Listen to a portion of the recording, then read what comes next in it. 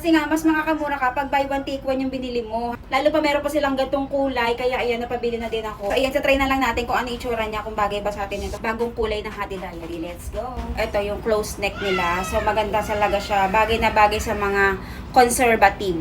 And then ayan, ang ganda din ng ano niya, dating. Bagay siya itataking talaga. Ayan yung likod niya. Diba? And then ang gusto ko dito, yung tela niya hindi siya mainit sa katawan. Presko lang siya. Tapos body hugging pa siya kasi yun eh.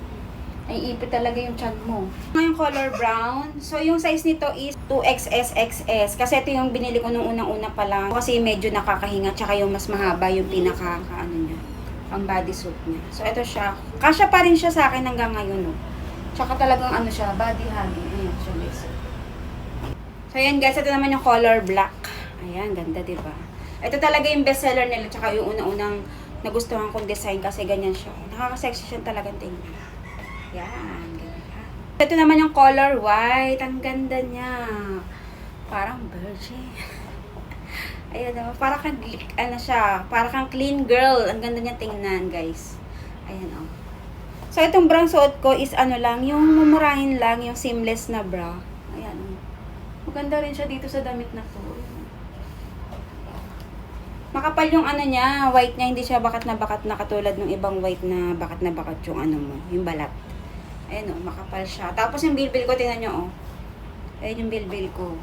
Diba? Naiipit niya talaga. Galing. Ayan guys, ito na yung color pink. Ang ganda.